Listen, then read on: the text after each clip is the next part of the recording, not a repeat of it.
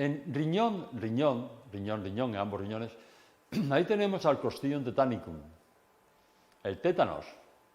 Vamos a ver, porque sí es un par que tendremos que comentar algunas cosas de él. Se contagia a través del contacto con hierros, oxidados y contaminados, por lo que basta cualquier herida o roce con ellos, testar la causa combioenergética. En caso de reinfecciones se ha encontrado un reservorio específico en el lóbulo de la oreja. Es verdad que no sabemos un poquito cómo se producen las enfermedades, es verdad que nos decía Tesla que empezáramos a hablar de frecuencias y vibración, de energía, frecuencia y vibración, y no sé qué frecuencia o qué vibración o qué tendrá el hierro oxidado, pero sí es verdad que nos puede pasar el Clostridium tetanicum y que no hace falta que sea una herida la que nos hagamos con un clavo oxidado o con lo que sea. Es decir, en la piel tenemos una comunicación a través de las glándulas sudoríparas y otra serie de historias que son autopistas para estos bichitos. No nos hace falta que haya herida, basta con que haya contacto con este hierro oxidado. Es la infección que más frecuentemente recidiva. Y es verdad que le quitamos al paciente esta infección, que además es grave y provoca, ahora lo veremos, muchos dolores musculares, y viene bien, pero a los 15 días, a los 20 días, otra vez nos vuelve a venir con esta infección. En esos casos en los que nos viene reinfectándose asiduamente, ahí sí que tendremos que hacer una labor de investigación para ver cuál es el objeto con hierro que le está reinfectando al paciente. Hoy día todas las aleaciones metálicas llevan hierro en su composición. Y en primer lugar es muy frecuente que sean objetos que lleva el paciente encima. Anillos, pendientes, pulseras, collares, hebillas.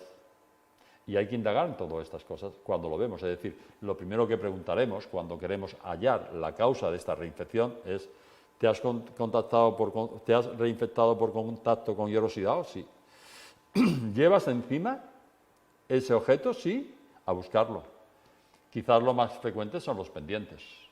Hay un reservorio, además, habitualmente, o a veces se ha hablado de un reservorio individual en el lóbulo de la oreja, pero es muy frecuente que tengamos los pendientes contaminados. Entonces, directamente cogemos un sobre, le decimos al paciente que se quite los pendientes y lo eche en el sobre. Lo sellamos, se lo damos y nos lo traiga en la próxima visita, porque como se ponga a poner esos pendientes, se vuelve a reinfectar. Esos pendientes, ese anillo, ese collar o ese lo que sea.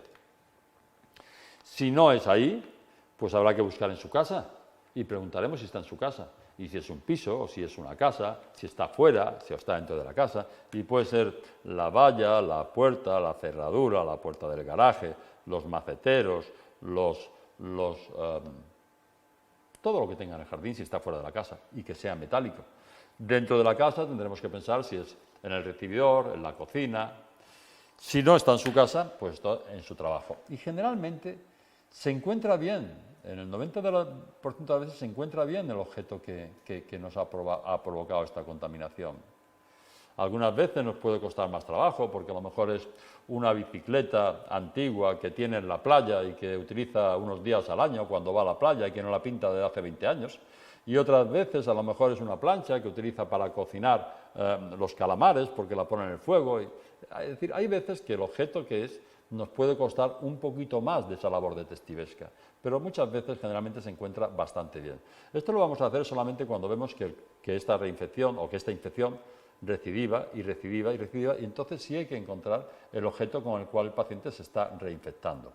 Si vemos que es un objeto que no tiene valor, si esos pendientes no eran buenos o es algo que lo tire directamente o que lo entierre.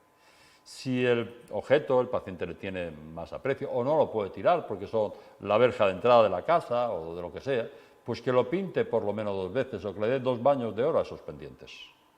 Pero 2, porque cuando le das uno quedan poros en la pintura y en el baño de oro. Es decir, con frecuencia va a haber una reinfección que tendremos que indagar el por qué se está produciendo.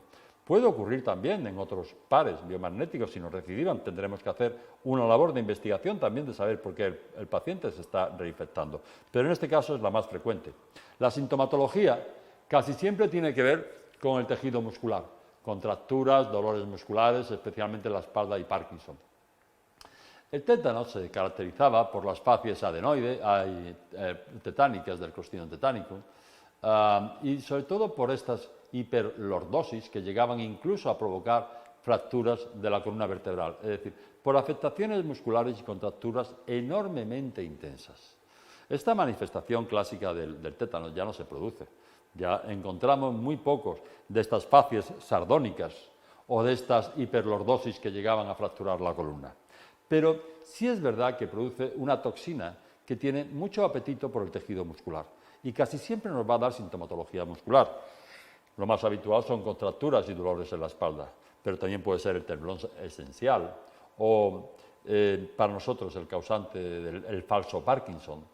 Movimientos y afectaciones y alteraciones del tejido muscular de un tipo o de otro, aunque lo más frecuente son dolores y contracturas musculares. Generador de metástasis, como todo los Clostridium, dolor lumbar, hipertensión, confusión mental. Comentábamos que la tensión arterial era un circuito cerrado y cuando había un órgano que se obstruía en su microcirculación iba a afectar a todo el resto del circuito. El tétanos es una enfermedad no contagiosa, frecuentemente mortal, provocado por una potente neurotoxina, la exotoxina tetanospasmina, que afecta al sistema nervioso y genera violentas contracciones musculares. Estas eran las manifestaciones del tétanos antigua. Y como hemos comentado, el tratamiento debe consistir en la despolarización del palio magnético. Y en caso de reinfección o de recidiva, deberemos indagar con bioenergética el agente causal de la misma y o lo eliminamos, o lo pintamos 2 veces, o lo cubrimos. Es muy frecuente que os encontréis que a lo mejor es simplemente la verja que rodea la casa o un balcón que tiene con hierros en el balcón, y entonces hay que pedirle que se ponga unos guantes y que pinte ese balcón 2 veces, esos hierros 2 veces, y si no, volverá a venir reinfectado con la misma sintomatología.